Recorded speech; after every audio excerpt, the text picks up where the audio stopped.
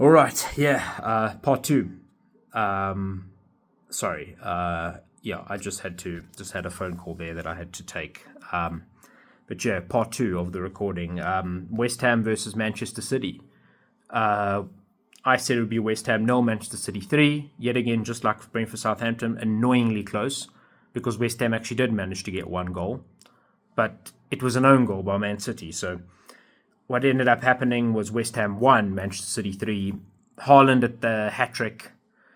That's two consecutive hat tricks in two consecutive games, and a goal in the first game against Chelsea. That's 7 goals in the first 3 games in just the month of August.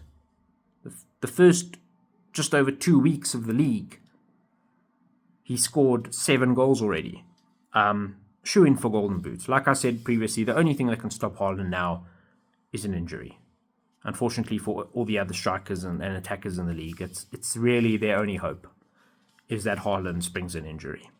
But yeah, well done, Man City. They made it just look far too routine. Yeah, West Ham. Yeah, I guess when you're playing against City, you're always going to struggle. They haven't had the best results in these opening fixtures. West Ham. They've only got 3 points out of a possible 9. But you know what? They've got pretty good squad depth. They'll probably be able to pull something. They'll probably be able to still be able to get a top 10 finish. I'm pretty sure of that, despite these opening 3 fixtures. When you play Man City, it will always be deflating because when you've got a robot there like Haaland, it's, yeah, no matter what you do, you're basically always going to be on the back foot. Yeah, sorry West Ham, but yeah, Man City, still dangerous. Haaland, still a robot. All right, Chelsea versus Crystal Palace. Now, a lot of people thought Chelsea would, not convincingly so, but would be able to beat Crystal Palace just because of the current form of the teams. Palace, didn't get any points in their first 2 games. Chelsea had just come off an absolute 6-2 thrashing away at Wolves. They just absolutely thumped Wolves 6-2. So people thought Chelsea would still have enough in the tank for this game, but alas, not to be. They showed a bit of inconsistency. It ended up being Chelsea 1, Crystal Palace 1. And yeah, Chelsea now have 4 points from their first 3 games, which is the same as Spurs. Yeah, we're sitting on 4 points. Yeah, not the greatest start to life for either of those two clubs. Conventional Big Sixes. But yeah, I think Crystal Palace on their day can be pretty tough, pretty good. Eze got the first goal now for for Crystal Palace. He got the first Crystal Palace player himself to have scored a goal for the season. So yeah, hard luck Chelsea, but yeah, fair play to Crystal Palace, who now actually do have a point on the board. Just like Wolves and Ipswich and Leicester, they now also have at least a point on the board. The only teams that don't have points on the board are Southampton and Everton. Yeah. Second last game, Newcastle versus Tottenham. I was so close again here, actually. I said it would be 2-2. What actually happened was Newcastle 2, Tottenham 1. But you know what? Tottenham actually played far better than the last 2 seasons at St. James's Park. 2 seasons ago, they lost 6-1. They were 5-0 down within 30 minutes. Last season, we lost 4-0. We were 2-0 down at halftime. And this season, we only lost narrowly 2-1. And actually, we kept it at only 1-0 at halftime. And we looked to be dominating for most of the game. We just couldn't put the chances away, which was very frustrating. We just didn't have that clinical edge right at the end. I think it's for 2 reasons. First reason, as we saw with the Leicester game, the finishers somehow are a little bit rusty. They're not getting the ball into the back of the net. They're making those good forward runs. They're putting in those passes, but they're not putting in that final touch, or finding anyone for that final touch. And the second thing is no striker, guys. Newcastle had a striker. Spurs did not. And I think maybe the result actually comes down to as simple as that on the day. Newcastle had a guy who, on the break, was just waiting in the right place and could slot it in. Newcastle didn't really deserve to win that game, but they did. I think Newcastle would have been happy to walk away with a draw in that game because of the way we were dominating. Instead, they can be very pleasantly surprised. They get to, Tottenham were very friendly to them, very kind to them, and gave them all 3 points. But yeah, what else can we really expect if, we had the exact same team, with the exception of Odegaard, playing that game as what played basically against Newcastle last season. The team itself, the people that were there, actually showed improvement. They did. Odegaard looked really good. He really did look good, actually. He's now had two about 75-minute spells and 2 consecutive starts for Spurs now as a young newcomer. As the last signing through the door, he's played the most in the Premier League. And he actually looked okay. His finishing needed some work, but he's dribbling in the box. His willingness to take on his man, to make a good pass into the box was good. It was good. It showed promise. So well played to him. Dragusin as well. Van der Ven was injured. Dragusin was there, and I think he might have arguably been the best player on the pitch. He played the whole game. And he put in some really good defensive tackles and some good, surprisingly quick recovery runs. That one that he stopped Isak on was particularly impressive. That saved our blushes. Could have been 3-1. Isak could have had a double. But Dragusin did really well to keep us in the game at that point. We still have a good chance. Dragusin played well. He's a good defender. We should really be giving him more minutes, even if Van der Ven and Romero are both fit for other games. Sometimes rotate them, take them off. Let Dragusin come in and do the last 20 minutes or 25 minutes. Or, if it's a cup game or a Europa game or something against a team that you're not as concerned about as maybe some of the bigger teams in the league, then say, okay, Dragusin, you're coming in. You're coming in. Let him come in. He's a good centre-back. He's a good backup option. He really is. And of course, what do you expect when you don't have your strikers there? Solanke is injured. Richarlison is injured. Lancashire is injured. We play Kulu in the 9. He struggled there. Shifted him back onto the right wing. He struggled there as well. We put Son on the left wing. He made some good runs in there. Tried to, make some good dribbles, but not very confident of taking on his man, and got, dispossessed a few times. Didn't have that clinical finishing edge to him. And when you put him in the number 9 role, he just didn't have that clinical finishing edge. And he still kept trying to drift into the wings because he is a winger. So that just didn't really work. Hopefully, Solanke, I think, touch wood, I think Solanke will be back for the game against Arsenal in 2 weeks' time. That'll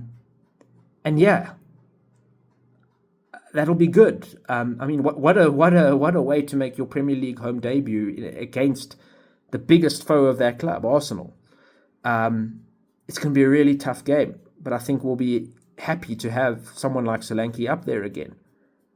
Just to give us a bit of a clinic, just to have a striker who's actually a striker and who can be waiting around the box and trying to get on the end of those crosses, because the rest of them are just trying to dribble around and play around and not shoot. So that was frustrating. But Tottenham actually didn't play too terribly. I didn't feel too upset about the loss because I thought it was kind of a free hit. Van der Ven was injured, Solanke was injured, Richarlison was injured, Lancashire was injured. You're trying to play Kulu in the 9, Son in the 9, Kulu on the right, Kulu in the midfield, Odegaard the whole time, Dragusin. I figured, it's a free hit this. We're really not at full strength. It's a free hit, and for a free hit, not too terrible. We could have even won that game, if I'm honest. But alas, it was Newcastle 2, Tottenham 1. But positive is that we're getting closer. 6-1 2 seasons ago, 4-0 last season, and 2-1 this season. Lose by 5, lose by 4, now only lose by 1. Maybe logic would then follow. For Postecoglou, it'll be third time lucky at St. James's Park. You could actually get a result next season. But unfortunately, Newcastle 2, Tottenham won. Final game was Manchester United versus Liverpool. Oh, poor Man United. Poor Man United. They thought things were turning. They really did. They had a really good window. They have some good players coming in. They got a good result against Fulham. But then these last two games, I think the momentum really just left them. It left them in a big way. And I think Ten Hag is starting to get worried again after these last two games. Because he's been backed by the board. He has. He's been backed by Ineos, their ownership group. They've bought him players he wanted. And they've bought him good caliber of players too. Yet they're still getting schooled. This is Ten Hag's third season in the Premier League, but he just got absolutely schooled by a guy who it's only his third game in the Premier League. Yeah. No, and they weren't really there. They weren't really participating. Liverpool were just running them ragged. And Liverpool are good guys. They've got now they are them and City are the only clubs that have taken a full 9 points out of a possible 9. To make it more impressive, Liverpool haven't even conceded a goal in those opening 3 games. City have conceded a goal. They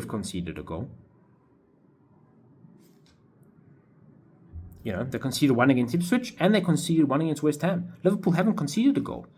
2-0 win against Ipswich in the opening game. 2-0 again win against Brentford. And now a 3-0 win away at Manchester United. Yeah, I think those home fans there would have been really concerned of what they were seeing. And I think Ten Hag would have been very concerned about the future of his job and what he was seeing maybe. Yeah, it's not a good start to the season for them. They've only got 3 points out of a possible 9.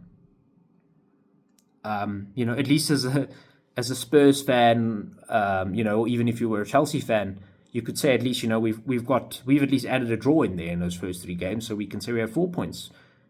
Man United just have a win but 2 losses. And yeah, I think they were always maybe going to lose to Liverpool, but they should have tried to beat Brighton because that could have made a big difference if they'd just beaten Brighton. That would have made a big difference to their morale. And also, they probably would have wanted to put up a bit more of a fight against Liverpool. They would have wanted to at least get on the score sheet. I predicted it would be Man United 1, Liverpool 2. I think that would have probably been what a lot of Man U supporters and what, the managers and the players subconsciously might have been desiring or might have thought was a good scenario. But not 3-0 when you're at home and you're playing against a manager where it's only his 3rd game in the Premier League and you're 2 big 6 clubs. No, that is not what Man United would have wanted at all. But yeah, that's my predictions. And yeah, I will be back soon later this week.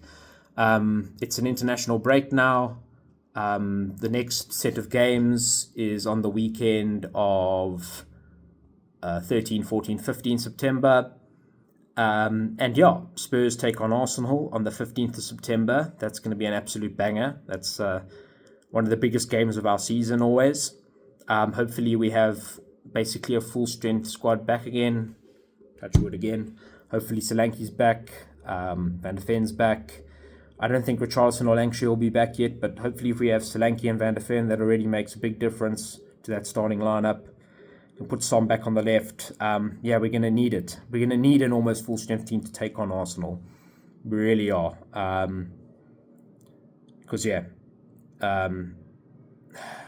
We wouldn't want to be sitting still on 4 points after 4 games. We would really want to try and get, at minimum, a draw out of that Arsenal game, just so we can make ourselves feel a little bit better, and so that Postecoglou can, breathe a little bit, and the boys can get some confidence into them. Yeah, but in the meantime, in the coming days, I will be posting a video on my reflections on the summer transfer window, which ended on Friday night. It's still open for another week and a half for the Turkish and the Saudi League, but there will be no more incomings into the major European leagues, including all the Premier League clubs. So we can now have a proper reflection. In that video, I will include, the top 10 signings, best signings of the window, the top 10 worst signings of the window. In terms of the big six, and what I call the up-and-coming four, being Brighton, Newcastle, West Ham, and Aston Villa. I'll be ranking those 10 clubs' windows in terms of from, the worst of the 10 to probably the best who won the transfer window, and going over a bit of reasons why.